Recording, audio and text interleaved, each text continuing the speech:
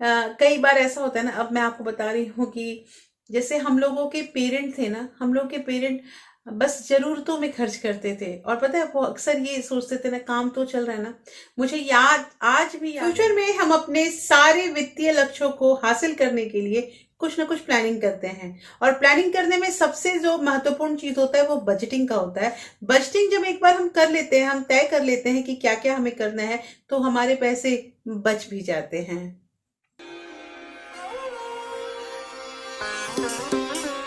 Hello everyone, welcome back to my channel real life with Tuku. कैसे हैं आप लोग? आई होप आप बहुत अच्छे होंगे और सेहतमंद होंगे और आप लगातार मेरी वीडियो के साथ भी बने हुए होंगे। दोस्तों, आज की वीडियो में बात करेंगे कि वो कौन सा नियम है जिसमें हमारे सारी आवश्यकताएं भी पूरी हो जाए, हम जो चाहते हैं वो भी हो जाए और हमारे पैसे भी बच जाए। ये तीनों जो चीजें होती है ना, इन तीनों में अगर हमें अपने पैसे, अपनी सैलरी को ना मतलब कि वर्गीकृत करना है, क्लासिफाई करना है, तो उसके लिए कुछ नियम होते हैं जो हमें जानना ही होगा। दोस्तों, आज की वीडियो जो है वो बहुत इंटरेस्टिंग होने वाली है, क्योंकि ये जो नियम मैं आप लोगों को बता रही हूँ, एक बार इस नियम में चल देंगे तो आपके पैसे डेफिनेटली बचेंगे और आपको ये पता भी चलेगा ना कि ऐसा कौन सा आप गलत मतलब कहने का कि ऐसा कौन सा आप काम कर रहे हैं जिसमें आपके पैसे ज्यादा खर्च हो रहे हैं। बाकी कोई गलत काम तो कोई करता नहीं है। तो दोस्तों, वीडियो बहुत इंटरेस्टिंग है, इसलिए इस वीडियो के अंत तक जरूर बने रहिएगा। और अगर आप लोगों ने अभी तक रियल लाइफ विद टुकू को सब्सक्राइब नहीं किया है तो प्लीज सब्सक्राइब कर लीजिए अपने इस चैनल को, और साथ में जो बेल आइकन है उसे भी जरूर प्रेस कर दीजिएगा, ताकि ऐसे ही इंटरेस्टिंग वीडियो के नोटिफिकेशन आपको मिलते रहे। दोस्तों, वीडियो पसंद आए तो एक लाइक जरूर कर दीजिएगा। तो चलिए स्टार्ट करते हैं वीडियो को। दोस्तों, सबसे पहली चीज की अक्सर हम लोग ना 50-30-20 वाला रूल तो जानते हैं, और मैंने कई वीडियो भी दिए हैं आप लोगों को 50-30 और 20 का। लेकिन पता है, हाल ही में एक कमेंट मेरे पास आया था कि 50-30-20 अगर हम कर रहे हैं ना, तो हमारा जो काम है वो चल नहीं पा रहा है। इसके लिए कुछ मुझे उपाय बताइए, कुछ और तरीका बताइए। तो देखिए, आज जो मैं आप लोग को नियम बता रही हूँ ना, बस थोड़ा सा चेंजिंग करना है। और ये क्या है कि आपको 60-20-20 ये रूल अपनाना है। देखिए, 60-20-20 मैं इसलिए कर रही हूँ, मैंने टच भी नहीं किया अपने सेविंग वाले डिपार्टमेंट को। सेविंग हमारा 20% का उस समय भी होता था, आज भी 20% का होगा। लेकिन एक राज की बात है जो मैं आप लोग को इस वीडियो में बताने वाली हूँ, जो अंत में आप लोग बताऊंगी, उसके अकॉर्डिंग अगर चलेंगे ना, तो हमारा जो बजटिंग है, हमारा जो पैसा है ना, वो ज्यादा सेव होगा। तो पहली चीज की 60-20-20 जो मैंने कहा, जैसे कि फॉर एग्जाम्पल मैं मतलब 50,000 रुपीज लेके चलती हूँ कि अगर सैलरी 50,000 है, 50,000 लेके मैं चल रही हूँ। अगर आपकी सैलरी 20,000 या 30,000 है तो आप उसी के अकॉर्डिंग चलिएगा। तो अगर मैं 50,000 लेके चल रही हूँ तो 50 का 60% जो है वो 30,000 रुपए होंगे। तो 30,000 रुपए में आपको आवश्यक खर्चे करने, आवश्यक खर्चे देखिए, हम कमाते हैं ना, हम कमाते हैं, हमारी सैलरी आती है तो वो बस इसलिए कि ये बहुत जरूरी है कि हमारा जो भी आवश्यक खर्चा है वो उसमें हो ही जाए। उसके बिना हम चल नहीं पाएंगे। उसमें बच्चों की पढ़ाई होती है, घर का राशन होता है, घर का किराया होता है, पानी का, बिजली का, गैस का, सारी चीजों की बिल होते हैं। उसके बाद मतलब कि कुछ और भी जैसे एक्स्ट्रा खर्च होता है, वह सब्जी लाना, फिर दूध का पैसा, अलग अलग होता है सबके घर में। लेकिन ये सब चीजें जो होती है ये मोस्टली हर घर में होती है। तो यही तो होता है आवश्यक खर्चा। क्या हम रोक सकते हैं बच्चों की पढ़ाई? क्या हम रोक सकते हैं राशन? क्या हम रोक सकते हैं सब्जी? नहीं रोक सकते ना।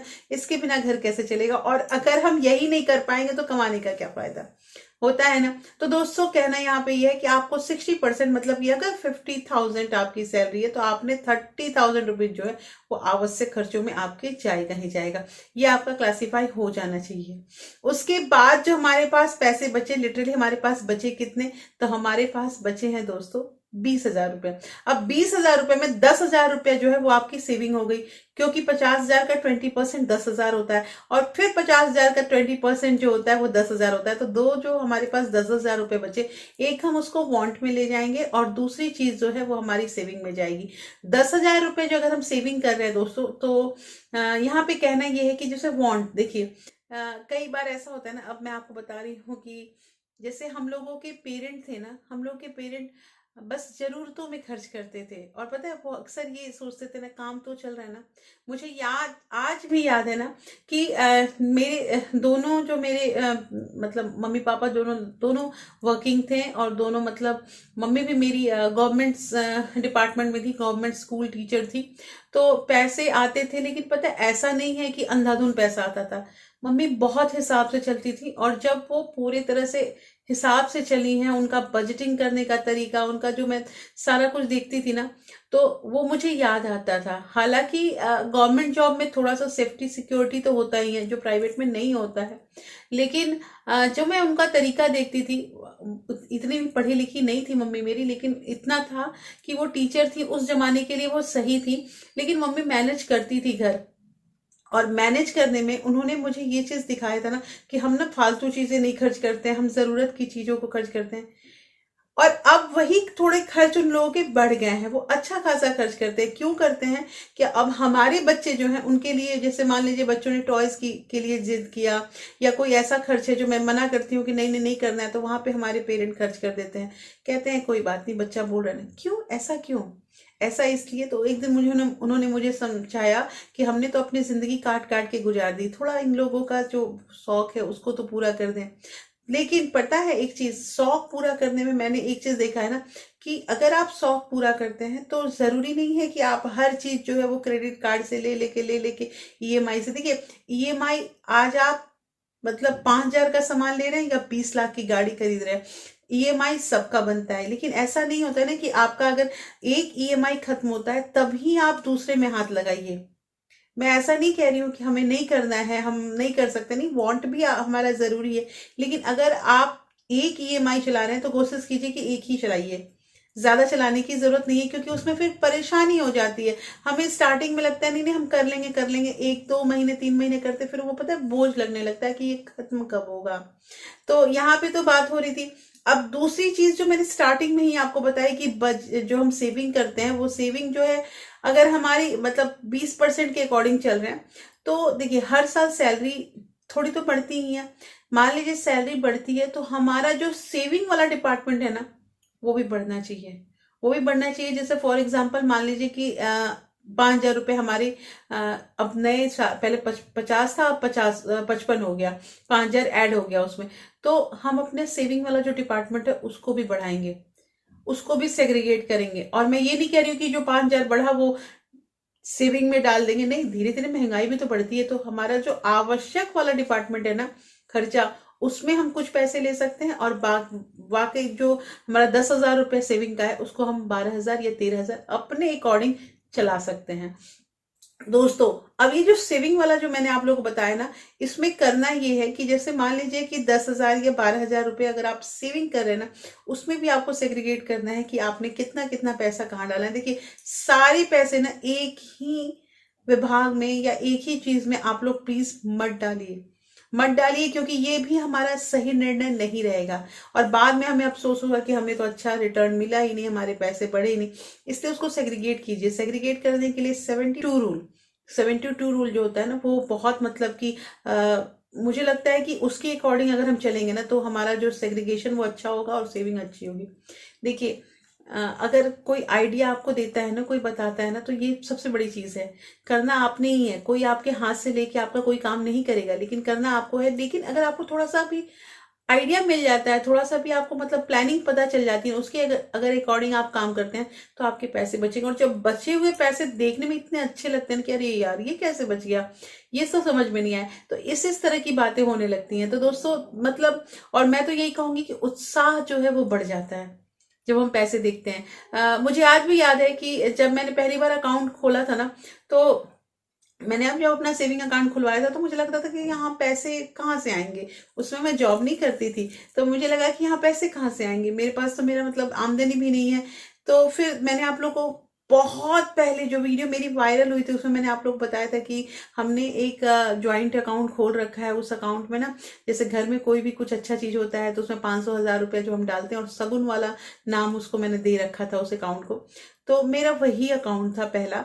और जब मैं उसमें हमारे कुछ कुछ करके पैसे जमा होने लगे, और मैंने अपना मतलब जब स्टार्टिंग की थी ना दोस्तों, तो उस वक्त मतलब दिल्ली में ना 10 रुपए का बस का टिकट मिलता था। वो बस का टिकट लेके, और जहां मेरे पास पैसे होते थे, मेरे पास जैसे मतलब 500 1000 2000 ऐसे करके भी पैसे होते थे ना, तो उन पैसों को जाके मैं तुरंत बैंक में सेविंग कर देती थी।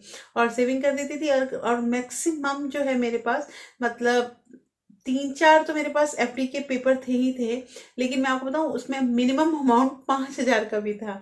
जैसे पैसे बढ़ते थे ना, अकाउंट में रहते थे, तो मुझे हो जाता था कि नहीं नहीं इसको एफडी कर देती हूँ, एफडी कर देती। ये सब जो तरीका था ना, इससे मैं ये नहीं कहूंगी कि मुझे बहुत अच्छा रिटर्न मिला, लेकिन मेरा ये था ना कि मेरे पैसे जो है वो जमा होने लगे।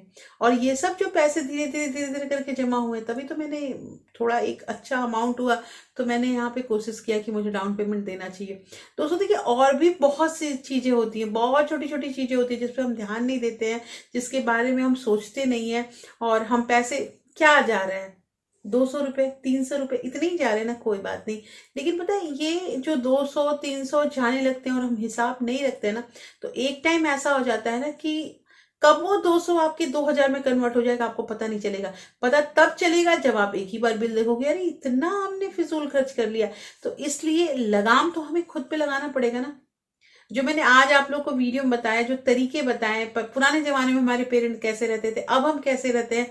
और लेकिन मैं एक बात कहूँ, पुराने जमाने में सैलरी कम थी और वो पूरी तरह से बैंक के, पोस्ट ऑफिस पे डिपेंडेंट थे हमारे पेरेंट, लेकिन उनकी सेविंग अच्छी होती थी। सेविंग अच्छी होती थी क्योंकि वो बहुत अच्छे ढंग से चलते थे, अच्छे ढंग से चलते थे, वो सारा चीज सोच समझ के करते थे और बजटिंग करते थे। दोस्तों फिर मैं आप लोगों को ये जोड़ दूंगी कि बजटिंग कीजिए, बजट बनाइए। आपको ये पता होना चाहिए कि आपका कितना रुपया कहाँ कहाँ लग रहा है। तो दोस्तों कैसी लगी आज की वीडियो मुझे बताइएगा। होपफुली ये वीडियो आपको अच्छी लगी है तो प्लीज लाइक शेयर सब्सक्राइब जरूर कीजिएगा। और हाँ, अगर आपके किसी फ्रेंड्स और फैमिली को ऐसे वीडियो की जरूरत है ना, इसे ज्यादा से ज्यादा शेयर भी कीजिए। फिर मिलती हूँ ऐसे ही एक इंटरेस्टिंग वीडियो के साथ। तब तक अपना प्यार और सपोर्ट ऐसे ही बरकरार रखिएगा। Thank you, thanks for watching.